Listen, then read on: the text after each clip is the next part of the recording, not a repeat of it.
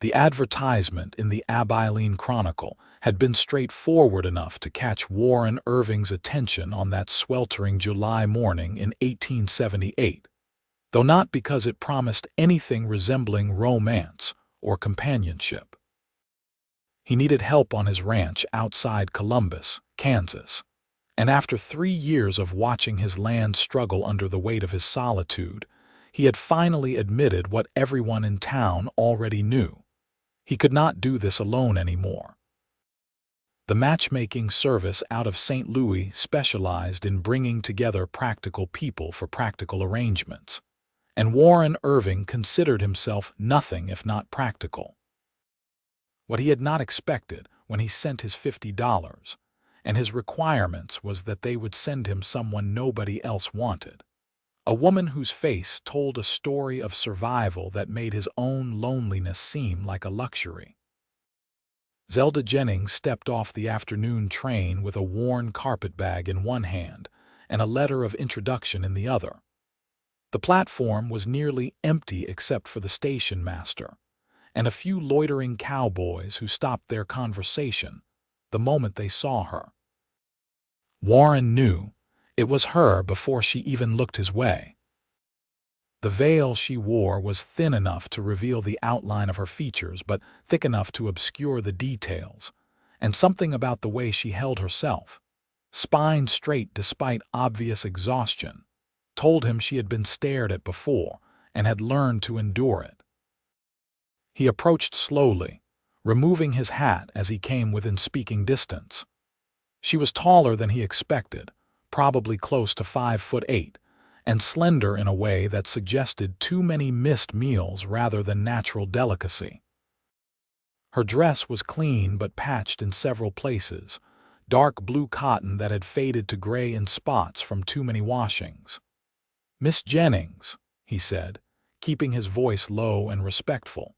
She turned toward him, and even through the veil he could see her eyes assessing him.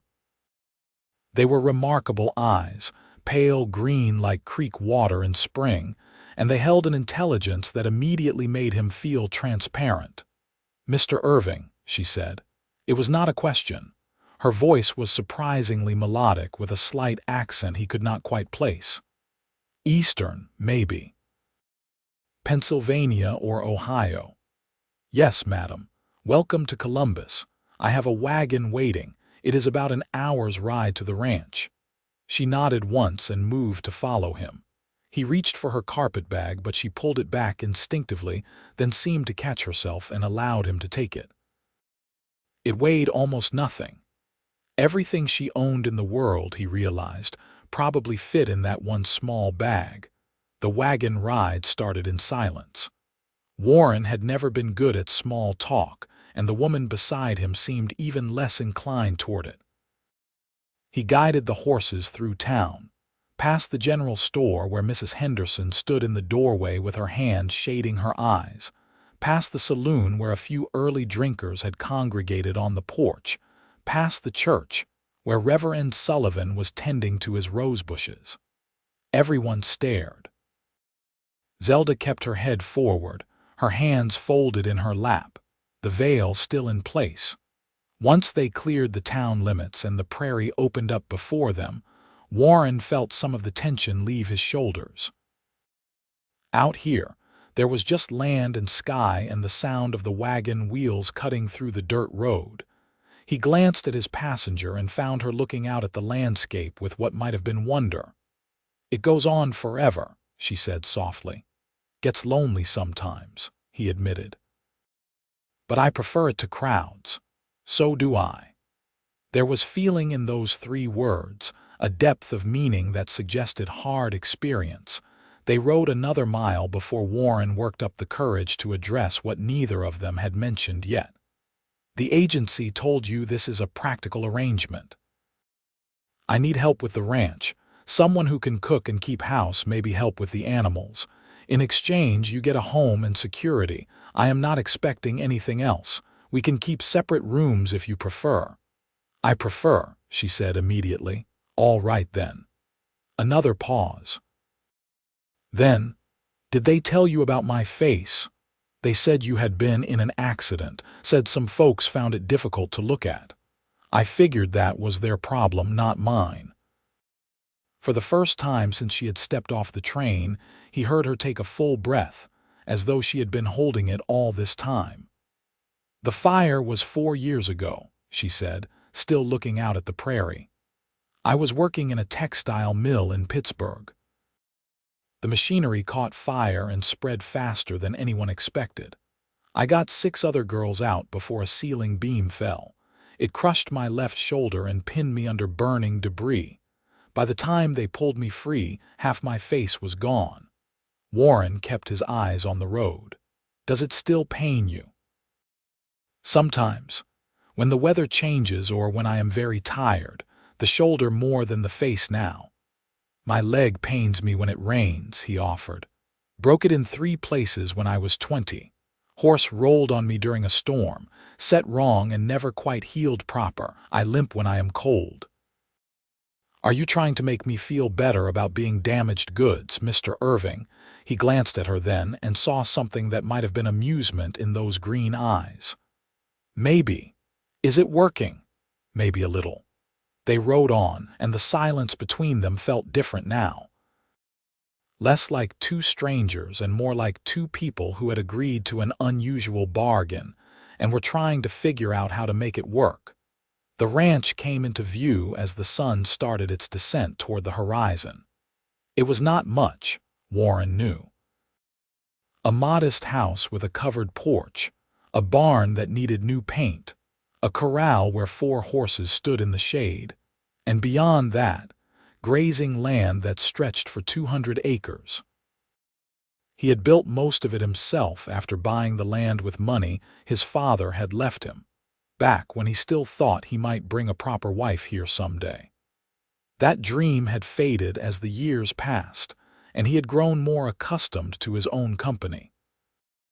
It needs work, he said as he pulled the wagon up to the house.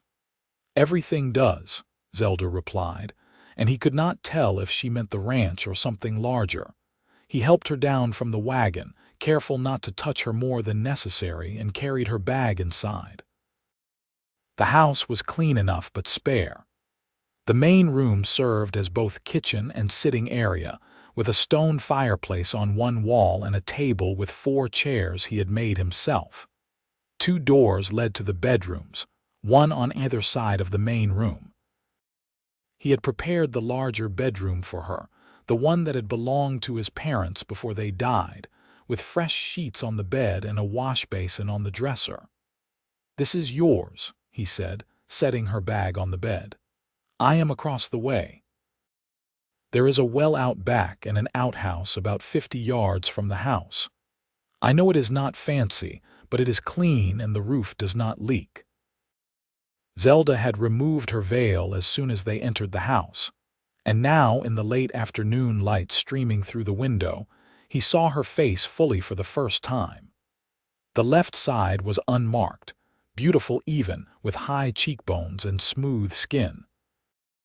The right side was a landscape of scars, thick ropey tissue that started at her hairline and ran down past her jaw, pulling the corner of her mouth into a permanent slight grimace. Her right eye was intact, but surrounded by puckered skin that made it seem smaller than the left. Her ear on that side was partially gone. She was watching him look at her, her expression neutral but her hands clenched together in front of her waist. "It is what it is," she said flatly. "I have seen worse," Warren said, which was true. He had seen men with their guts hanging out during a raid on a settler camp when he was 17. He had seen a woman who had been mauled by a bear, her entire scalp torn off. He had seen things in the war that still woke him sometimes in the night. A burn scar, no matter how extensive, did not frighten him. "Most people cannot stand to look at me," Zelda said. It was a statement of fact, not a plea for sympathy. "Then most people are fools," Warren replied.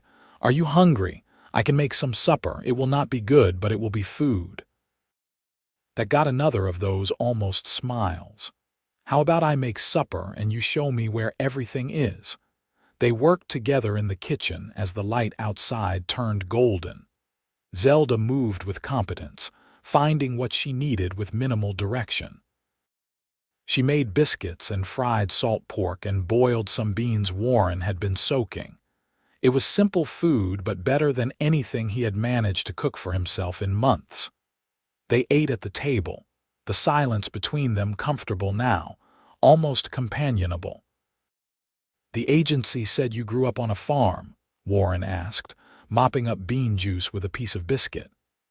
"My father had a farm in Ohio, 50 acres, mostly corn and pigs. I was the oldest of 6 children.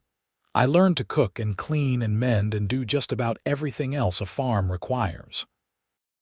When I was 16, I went to work in the mills to send money home. My father drank most of what he made, and my mother could not manage alone.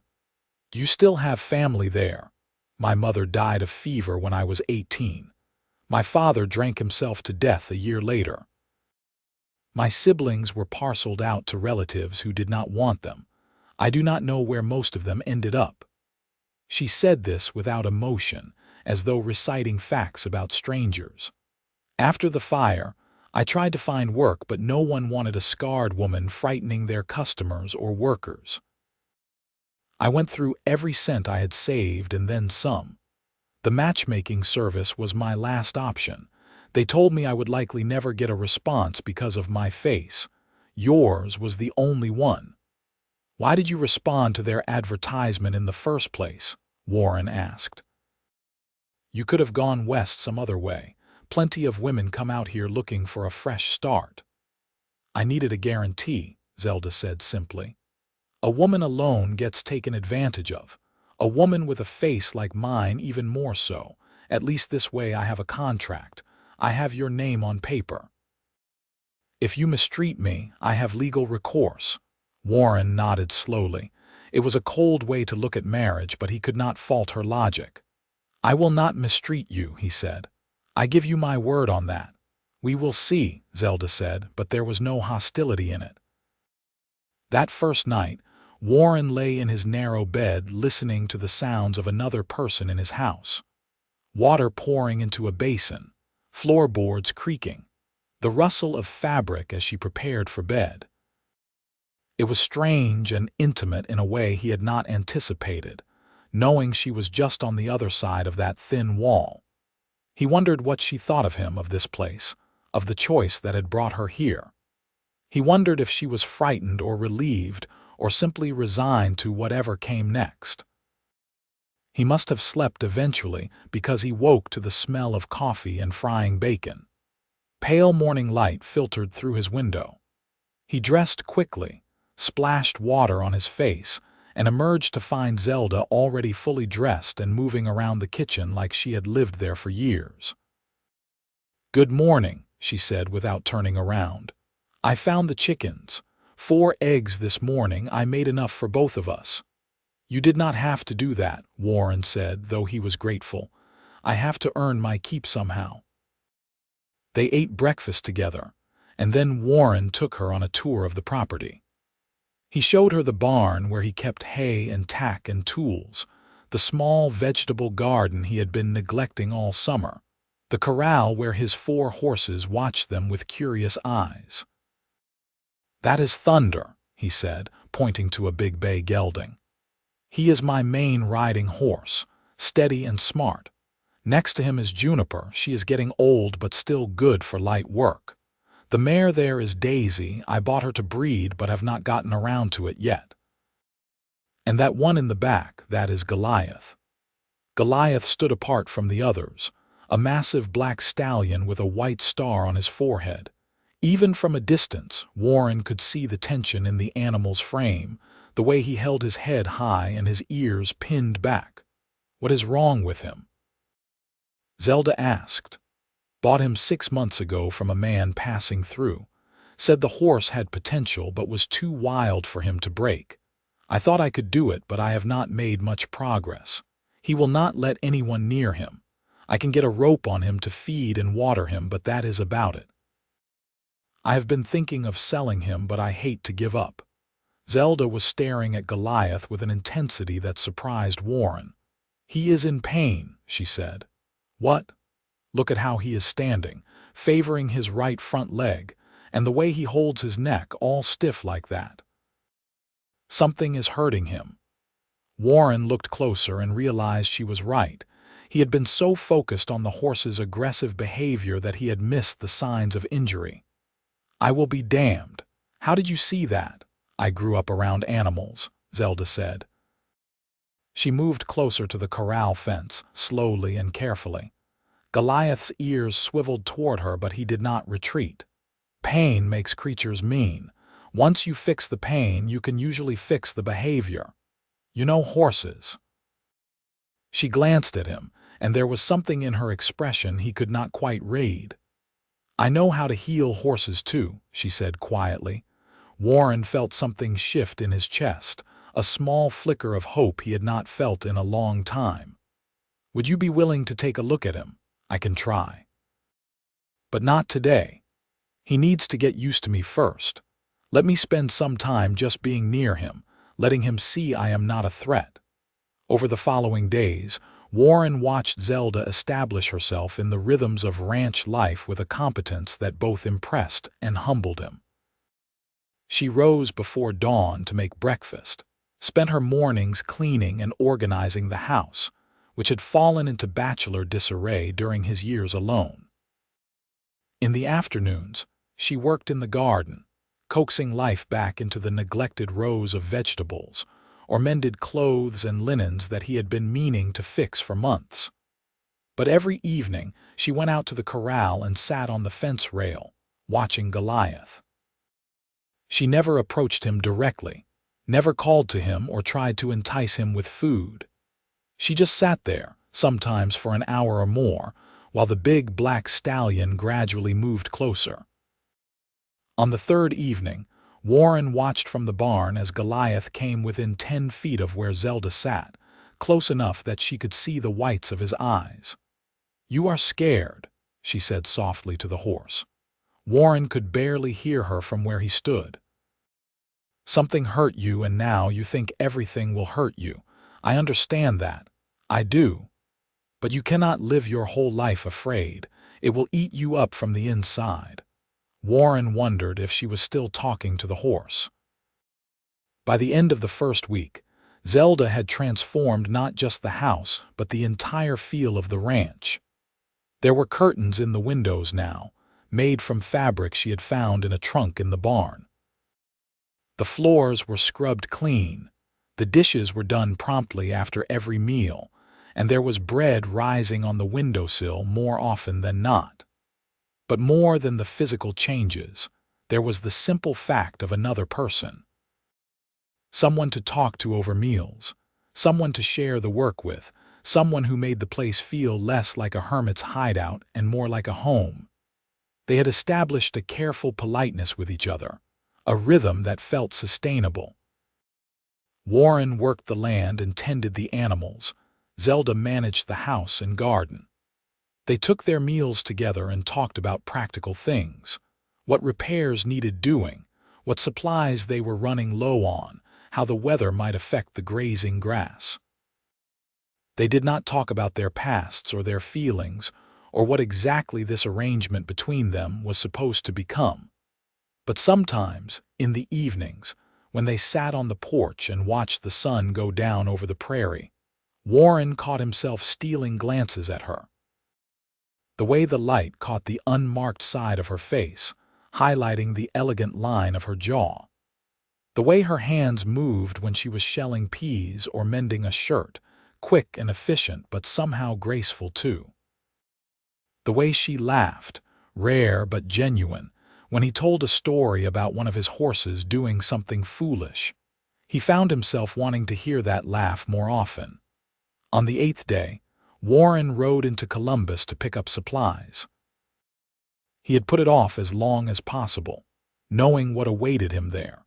Sure enough, he had barely tied Thunder to the hitching post outside Henderson's general store when Mrs. Henderson herself came bustling out, her face alive with curiosity barely disguised as concern.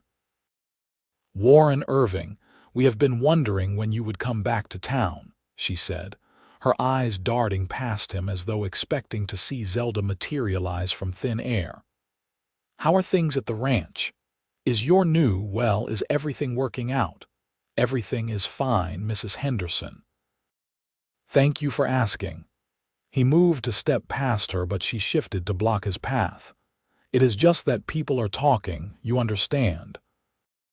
A man bringing in a mail-order bride is one thing, but one that looks like, Martha Simpson saw her at the station, and she said the poor thing must have been through something terrible." "Zelda is doing fine," Warren said, his voice cooling. "Now, if you will excuse me, I have a list of supplies to purchase." Inside the store, Mr. Henderson was more circumspect but no less curious.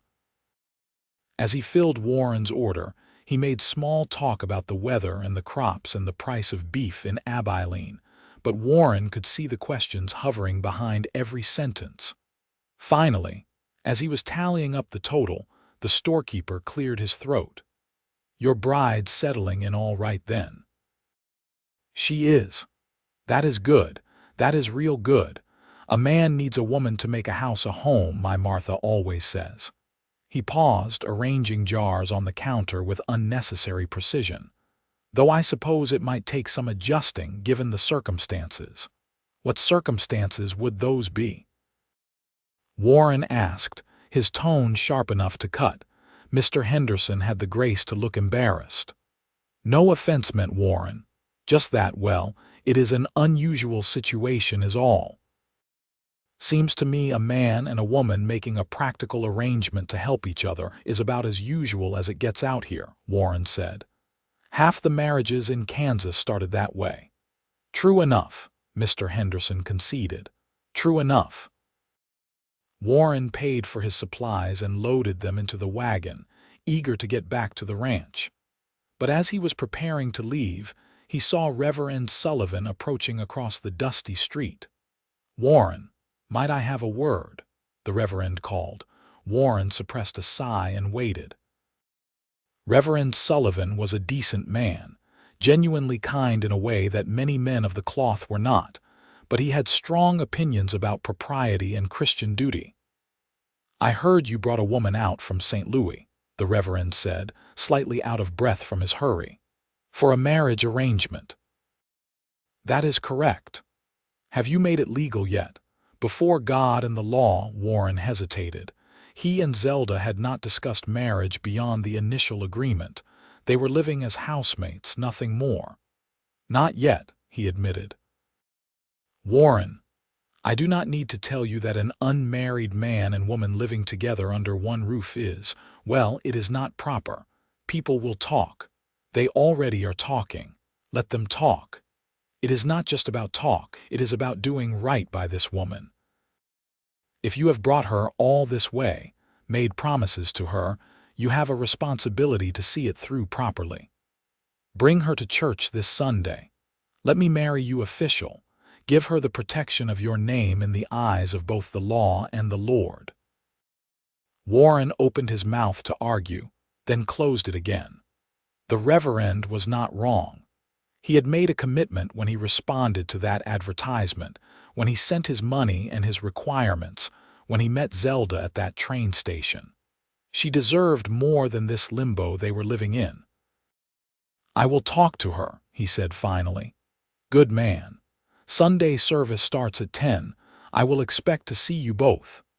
The ride back to the ranch gave Warren plenty of time to think about how to approach the subject. He and Zelda had an agreement, yes, but it had been vague on the particulars. He had not wanted to pressure her into anything she was not ready for, especially given what she had told him about her past. But Reverend Sullivan was right that their current situation was untenable. She needed the legal protection that marriage would provide, and he needed to stop feeling like he was somehow taking advantage of her generosity in running his household. He found her in the garden, kneeling between rows of beans, pulling weeds. She had tied a kerchief over her hair and her sleeves were rolled up, revealing forearms that were more muscular than he had expected. She looked up as he approached, shading her eyes against the afternoon sun. "How was town?" she asked. "Curious," he said. "Everyone wanted to know about you." "I imagine they did." She turned back to her weeding, unconcerned. Warren crouched down beside her, feeling awkward. "Reverend Sullivan wants to marry us. Properly, I mean, in church." Zelda's hand stilled. "Does he now?" "He is right that our current arrangement is, well, it is not exactly proper. People are talking. More than that, you should have the legal protection of marriage. If something happened to me, you would have no claim to this land, no rights to anything. I do not want you left vulnerable like that." "How practical of you," Zelda said, but there was an edge to her voice he could not quite interpret. "I am not trying to force anything," Warren said quickly. "If you want to keep things as they are, we can, but I want you to know that I am willing to make it legal and binding. To give you security." Zelda sat back on her heels, looking at him directly. "What do you get out of it?" "Same thing I am getting now. Help with the ranch, company, someone who makes better biscuits than I do." "That is all," Warren met her gaze steadily. "That is all I am asking for." "Anything else, well, that would have to be something we both wanted. I am not expecting it." She studied him for a long moment, those green eyes searching his face for something. Whatever she saw there must have satisfied her, because she nodded once. "All right then. Sunday? You are sure?" "I am sure that I need security and you need help. Beyond that, we will figure it out as we go. That is all anyone can do, really." Sunday morning dawned clear and hot. Zelda emerged from her room wearing a dress Warren had not seen before, deep green cotton that matched her eyes and was patched only in places that did not show. She had arranged her hair to partially cover the scarred side of her face, and she carried the veil she had worn when she first arrived. "Do I need this?" she asked, holding it up. "Not unless you want it," Warren said. She hesitated, then folded it carefully and left it on the table. "Let people look then. They will anyway." The drive to Columbus was quiet. Warren had put on his one good suit, brushed and cleaned the night before, and he felt strangely nervous in a way he had not felt since he was a boy. This was a wedding, even if it was just a formality. It meant something. The church was a simple white building at the edge of town, with a bell tower that Reverend Sullivan rang enthusiastically every Sunday morning. By the time Warren and Zelda arrived, a small crowd had already gathered, word having spread that the hermit rancher and his scarred bride were finally making it official. Warren could feel the stares as he helped Zelda down from the wagon. She kept her head high, her expression neutral, but he saw the tension in her shoulders. Without thinking, he offered her his arm. She took it, and they walked into the church together. The service was mercifully brief. Reverend Sullivan said the words. Warren and Zelda repeated their vows, and then it was done. Zelda became Zelda Irving, and Warren gained a wife in more than just practice. They signed the certificate with Mr. and Mrs. Henderson as witnesses, and then they were back outside in the sunshine, officially married. "Well," Zelda said as they climbed back into the wagon. "That is that. That is that," Warren agreed. They were almost back to the ranch when Zelda spoke again. "Thank you for not making a big thing of it. Some men would have used it as an excuse to claim more than was offered." "I am not some men," Warren said. "No," Zelda agreed softly. "I am starting to see that." That evening, Zelda finally made her move with Goliath. Warren was in the barn organizing tack when he heard her voice, low and soothing, coming from the corral. He moved to the door and watched as she slipped between the fence rails and stood just inside the enclosure, making no move toward the big stallion. Goliath stamped and snorted, his ears flat against his head, but he did not charge. Zelda stood perfectly still, her hands at her sides, and began to talk. "I know you hurt," she said. "I know something happened that made you scared and mean. I know you do not trust anyone anymore because everyone who came near you either hurt you or tried to control you. But I am not going to hurt you, Goliath. I am not going to try to break you or force you into anything. I just want to help. Will you let me help?" She stood there for what felt like an hour but was probably only 10 minutes. Then, slowly, Goliath took a step toward her. Then another. He stopped about 6 feet away, his nostrils flaring as he scented her. Zelda remained motionless. "That is right," she murmured. "Just getting to know each other. No pressure, no demands." Goliath took another step, and then another, until he was close enough that Zelda could have reached out and touched him. She did not. Instead, she just breathed slow and even and let the horse investigate her on his own terms. Finally, after what felt like an eternity, Goliath lowered his head and huffed out a breath that stirred Zelda's hair.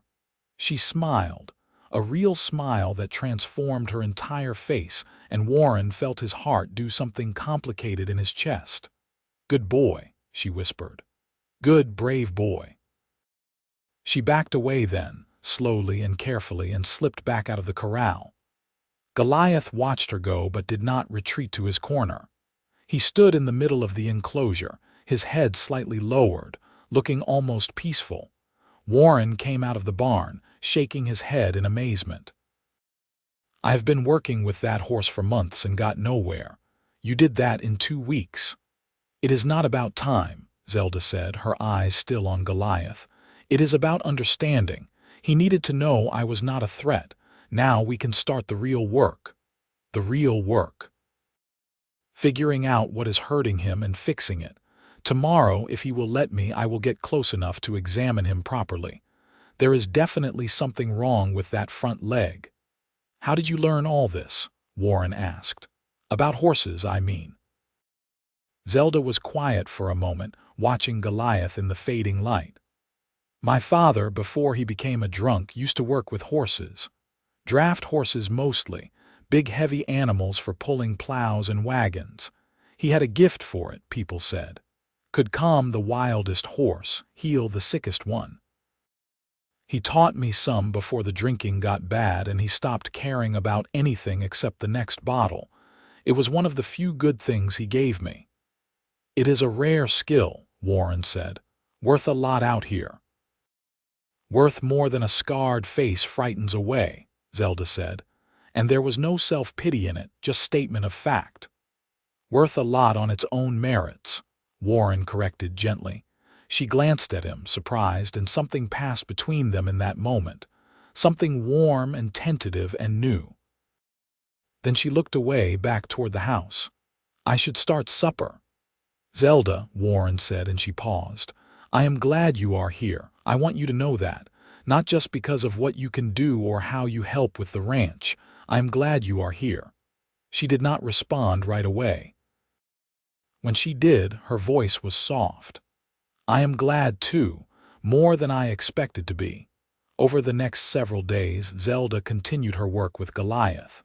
Each evening, she spent more time in the corral with him, gradually earning his trust. By the 4th day, she was able to touch him, running her hands along his neck and shoulders while he stood still, his ears swiveling but no longer pinned back in aggression. On the 5th day, she examined his front leg while Warren watched from outside the corral, ready to intervene if the horse became dangerous. But Goliath stood quietly while Zelda ran her hands down his leg, probing gently, feeling for the source of his pain. "Here," she said finally, her fingers pressed against a spot just above his hoof. "There is heat and swelling, an abscess, I think. It has probably been building for weeks, maybe months. No wonder he is so miserable." "Can you fix it?" Warren asked. "I need a few things. A sharp knife, some Epsom salts if you have them, clean cloths, and a bucket of warm water. And I will need your help to hold him still. This is going to hurt before it gets better." They gathered the supplies and Warren entered the corral carefully.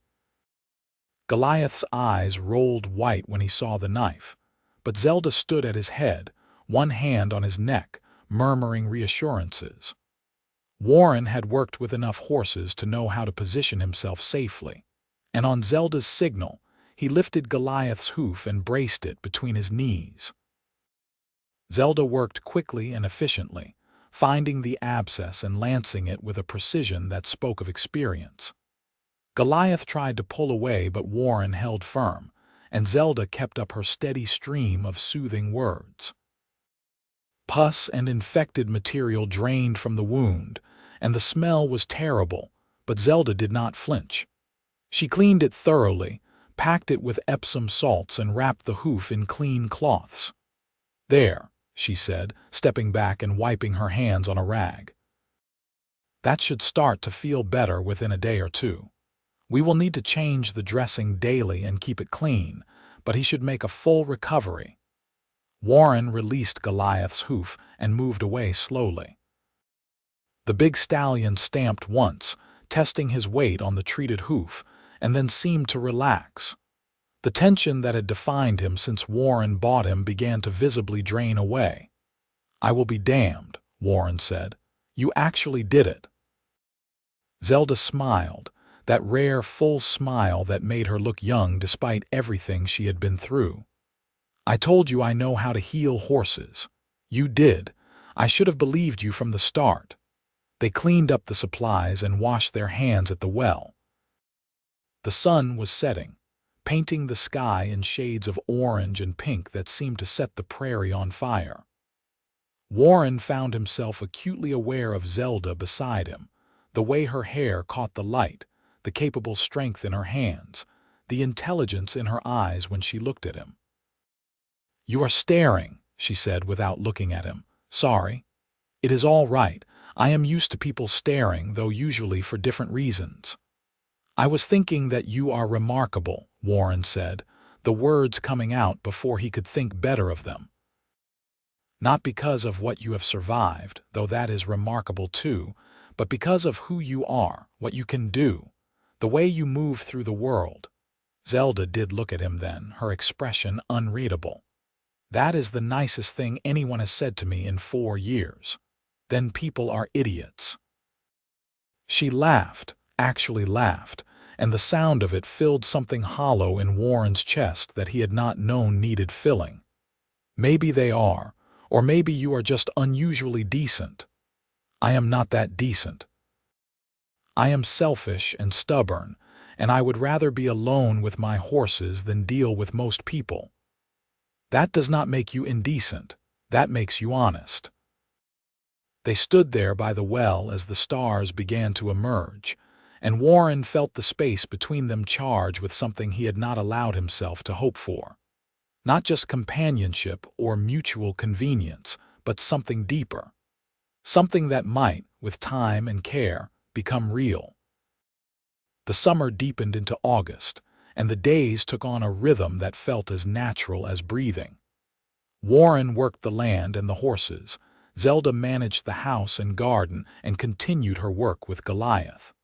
The stallion's transformation was nothing short of miraculous.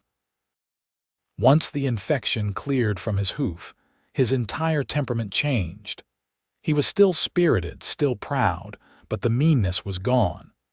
Zelda could walk up to him in the corral and he would nuzzle her shoulder, looking for the apple slices she often brought.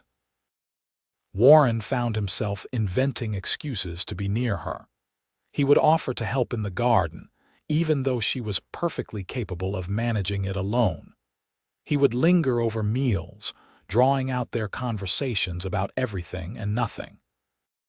He learned that she loved thunderstorms, that she could read but preferred books about science and nature over the romantic novels his mother had collected, that she sang sometimes while she worked, old folk songs in a voice that was surprisingly sweet.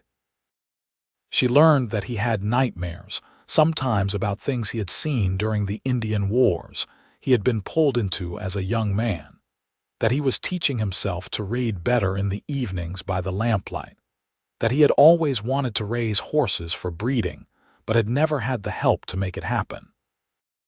One evening in mid-August, after a particularly hot day, they sat on the porch with glasses of cold water from the well. Zelda had her shoes off, her bare feet propped on the railing, and Warren thought she had never looked more at ease. "I have been thinking," she said, breaking a comfortable silence, "about Goliath. What about him? He is a fine horse, Warren. Beautiful conformation, good size, intelligent. Now that he is healthy and his temperament is better, he would make an excellent stud. You could breed him to Daisy, start building that breeding program you mentioned." Warren had thought about it but had not wanted to presume. "That would require both of us working together. Breeding horses is not a one-person job." "I know. That is what I am suggesting. We could do it together. Make this ranch into something more than just survival. Actually build something. You would want to do that. Stay here long-term and help me build something." Zelda looked at him, her green eyes serious. "Where else would I go, Warren? You have given me a home when no one else would. You treat me with respect. You do not flinch from my face. You listen when I talk. You are a good man. Yes, I want to stay here and build something with you." Warren felt his throat tighten with emotion he was not used to expressing. "I have been alone for a long time," he said. "Got used to it, or thought I did. But having you here, it has made me realize how much I was just existing, not living. You have changed that. You have changed everything." "Warren," Zelda said softly, and there was something in her voice that made him look at her fully. "Are we still just keeping up a practical arrangement? Or has this become something else?" He could have deflected, could have hidden behind the safety of their original agreement. Instead, he chose honesty. "It became something else for me weeks ago. I did not want to say anything because I did not want to pressure you or make you uncomfortable in your own home." "My home," she repeated. "You really think of it that way? As mine too, not just yours. Of course, it is your home as much as mine. More, maybe, because you have done more to make it a real home than I ever did." Zelda set down her water glass and stood, moving to the porch railing. Warren stood too, uncertain what she was thinking. Then she turned to face him, and in the twilight, her scars were barely visible, just shadows on her face. "I did not think I would ever want anyone to touch me again," she said quietly.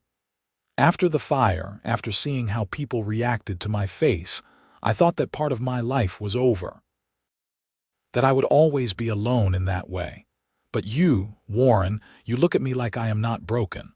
Like I am just a person, a woman, not a damaged thing to be pitied or avoided." "That is because you are not broken," Warren said. "You are just marked. We are all marked by our lives in one way or another. Yours just happens to show on the outside." She stepped closer to him, close enough that he could smell the lavender soap she used, close enough to see the way her pulse beat in her throat. Could you, want someone who looks like me? Not just as a partner for the ranch, but as a real wife?" Warren reached out slowly, giving her plenty of time to pull away, and cupped her face with his hand, his palm resting against the scarred side, his thumb brushing the smooth side. "I want you, Zelda. Not despite your scars, not even because of them. Just you. The woman who heals horses and makes my house a home and laughs at my bad jokes and challenges me to be better than I was. I want you." She closed her eyes, leaning into his touch, and he saw a tear slide down her cheek. "I want you too," she whispered. "I did not expect to, but I do. You are kind and patient, and you see me, really see me. I have been falling in love with you, Warren Irving, and it terrifies me." "Why does it terrify you?" "Because I could lose it, lose you, lose this. And I do not think I could survive losing something good again." Warren used his other hand to tilt her chin up so she was looking at him. "You are not going to lose me. I am right here and I am not going anywhere, and if you will let me, I would very much like to kiss my wife now." "Yes," Zelda breathed. "Please." He kissed her gently, carefully, as though she might break, but she did not break. She kissed him back with a fierceness that surprised him, her hands coming up to grip his shirt, pulling him closer. It was not their first kiss. They had shared a chaste peck at the end of the wedding ceremony, but this was different. This was real. This was two people choosing each other, not out of desperation or convenience, but because they wanted to. When they finally pulled apart, both breathing hard, Zelda laughed shakily. "Well," she said, "that was worth waiting for. We can take this as slow as you need," Warren said, though his heart was racing.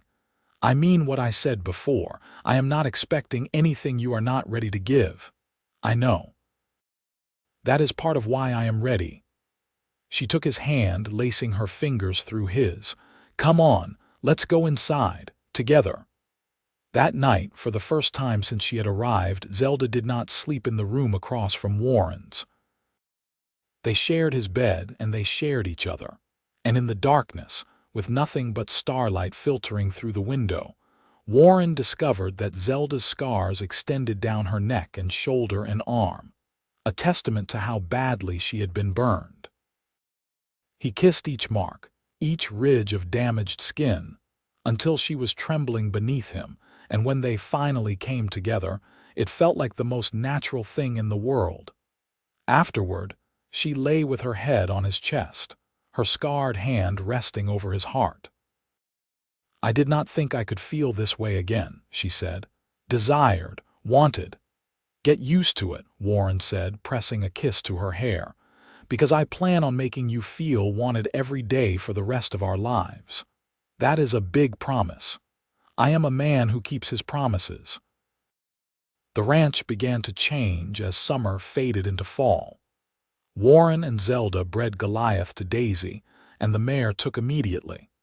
They repaired the fence on the north pasture together, Zelda proving surprisingly handy with a hammer and nails.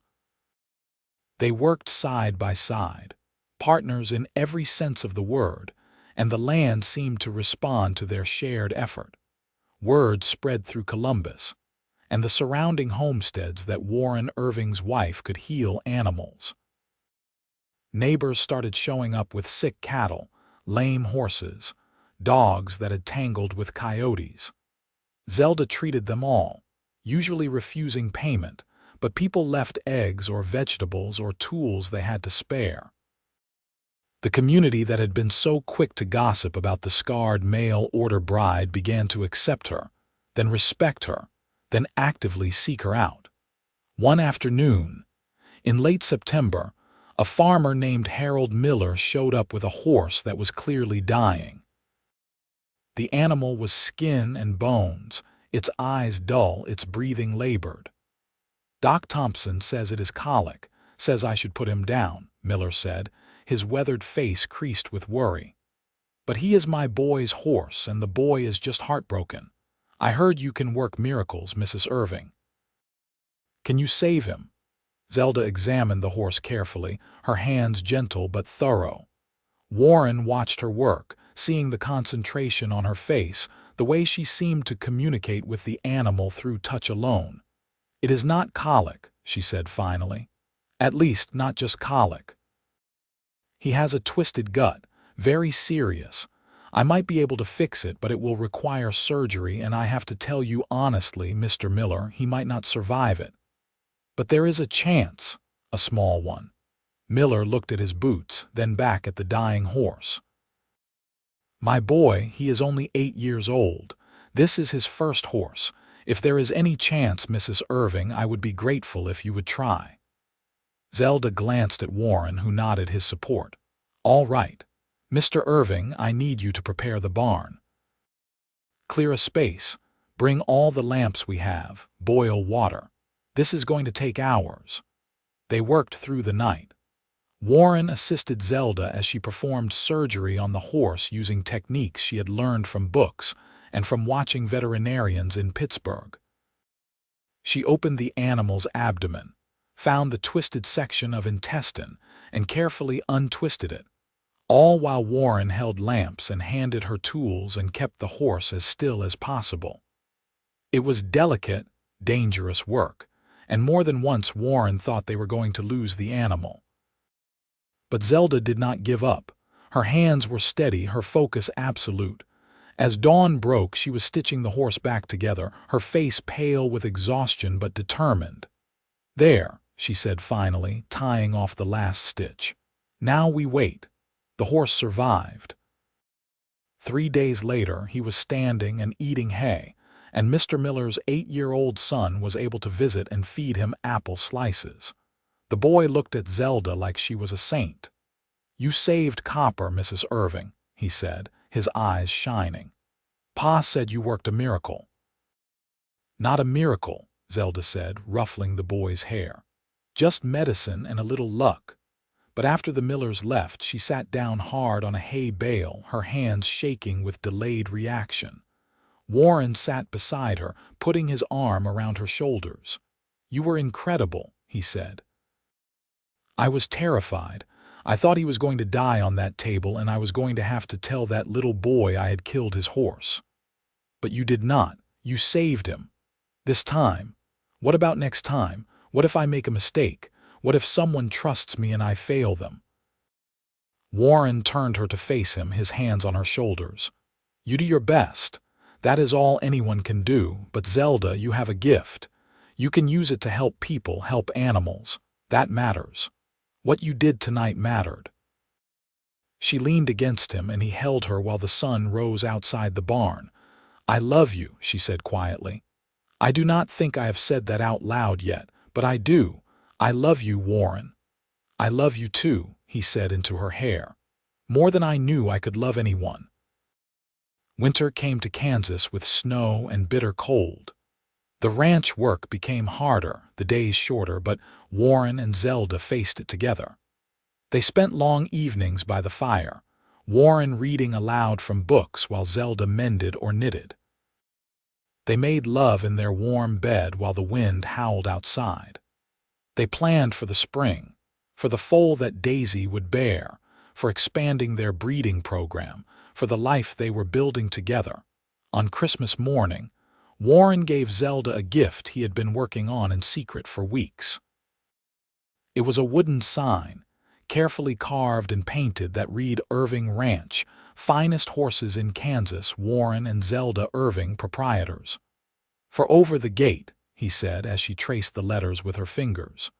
"So everyone knows this is our place, together."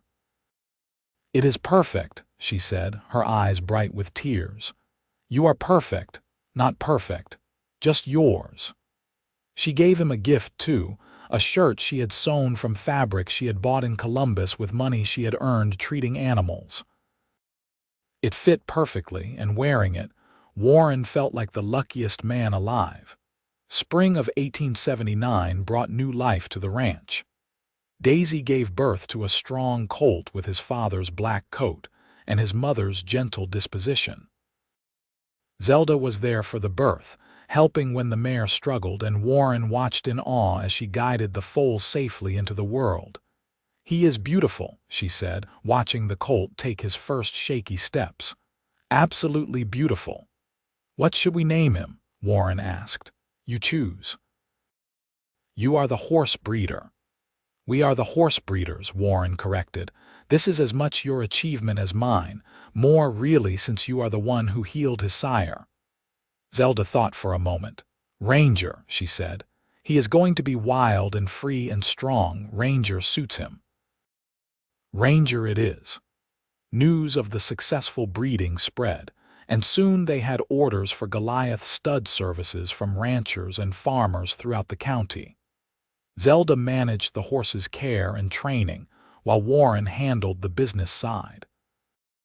Their partnership was seamless, each complementing the other's strengths. One warm afternoon in May, Warren came back from town with a letter that had arrived at the general store. It was addressed to Zelda and bore a St. Louis postmark. "It is from the matchmaking agency," Zelda said, turning it over in her hands. She opened it and read quickly, her expression changing from curiosity to surprise to something softer. "What does it say?" Warren asked. "They wanted to check on me, make sure the arrangement worked out." They say they have had 12 requests from other women in situations like mine, asking to be placed with men who might not care about their appearance. They are asking if they can use our story as an example of a successful match. What are you going to tell them?" Zelda looked up at him, a smile playing at the corners of her mouth. "I am going to tell them that it is more than a successful match. It is a real marriage, a real love, and that sometimes the things we think are endings turn out to be beginnings." "That is beautiful," Warren said, pulling her close. "You should be a writer." "I am too busy being a rancher and a horse healer and a wife." She kissed him, quick and sweet. "But maybe someday I will write it all down for our children." Warren pulled back slightly. "Our children." Zelda placed his hand on her stomach and he felt his breath catch. "I am fairly certain. I have been feeling tired and queasy in the mornings. I did not want to say anything until I was sure, but yes, Warren, I think we are going to have a baby." The world seemed to tilt on its axis. A baby. Their baby. The thought filled Warren with a joy so intense it was almost painful. "Zelda, that is, we are going to be parents. You are happy?" she asked, a note of uncertainty in her voice. "I know we did not plan this." "Happy does not even begin to cover it," Warren said, picking her up and spinning her around until she laughed. "I am thrilled. I am terrified. I am everything all at once." "Good," she said when he set her down, "because so am I." The baby came in January of 1880, during a blizzard that nearly prevented them from getting the doctor out from town. But Zelda was strong, and the birth, while long and difficult, went smoothly enough. Warren held his son for the first time as dawn broke over the snow-covered prairie, and he cried openly at the miracle of it. "What should we name him?" Zelda asked, exhausted but glowing. Warren looked at the tiny face, the dark hair, the perfect fingers that gripped his thumb with surprising strength. "Thomas," he said, "after my father, if that is all right with you." "Thomas Irving," Zelda said, trying it out. "It is perfect." They brought the baby home to a ranch that was thriving beyond anything Warren had imagined 3 years ago when he had placed that advertisement. They had 4 horses now in addition to Ranger, who was growing into a magnificent yearling. They had a house that was warm and full of life, a garden that produced more vegetables than they could eat, and a community that respected them both. But more than any material success, they had each other. Warren would sometimes wake in the night and watch Zelda nursing their son, her face soft with love, her scars just shadows in the lamplight, and he would think about how close he had come to spending his life alone. How close they had both come to missing this. 2 years later, they had a daughter they named Clara, who had Zelda's green eyes and Warren's stubborn chin. By then, the Irving Ranch was known throughout Kansas for producing the finest horses in the state. Goliath had sired a dozen foals, each one healthy and strong, and Zelda's reputation as a healer had spread far enough that people sometimes traveled for days to bring her difficult cases. On their 5th wedding anniversary, Warren took Zelda into Columbus for a rare evening away from the children, who were being watched by Mrs. Henderson, who had become a friend despite her initial gossip. They had dinner at the hotel restaurant, a luxury they rarely indulged in, and then walked through the town as the sun set.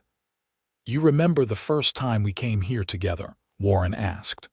"After the wedding." "Everyone stared," Zelda said. "I wanted to turn around and go home." "I am glad you did not. Me too." She leaned against him as they walked. "Do you ever regret it? Answering that advertisement, getting stuck with a scarred bride nobody wanted." Warren stopped walking and turned to face her. 5 years had softened her scars somewhat, and time and happiness had given her a confidence that made them seem less prominent. But even if they had not changed at all, his answer would have been the same. "I have never regretted it for a single moment," he said. You were never a bride nobody wanted, Zelda. You were a woman that nobody else deserved. I am the lucky one. I am the one who got the chance to build a life with someone extraordinary."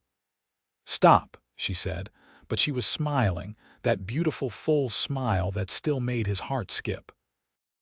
"You are going to make me cry in the middle of town. Then cry. Let everyone see how much I love my wife." She did cry a little, and she kissed him right there on Main Street while people walked past and tried not to stare. Let them stare, Warren thought. Let them see what real love looks like. They walked back to the wagon hand in hand, and as they drove home under a sky full of stars, Zelda rested her head on Warren's shoulder. "Thank you," she said quietly. "For what? For seeing me. For choosing me. For building this life with me. For everything." "Thank you for the same," Warren said. "And for healing more than just my horses. You healed me too, Zelda. You made me whole."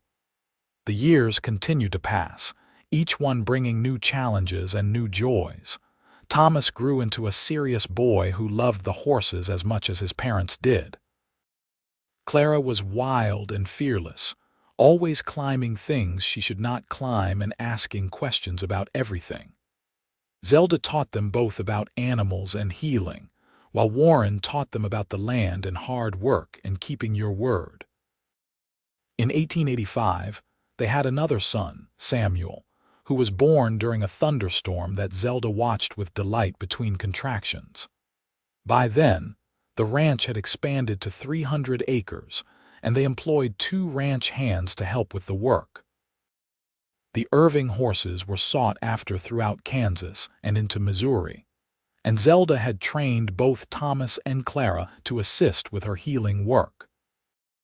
Warren's hair was starting to gray at the temples, and Zelda's scars had faded to pale pink lines that were barely noticeable unless you looked closely.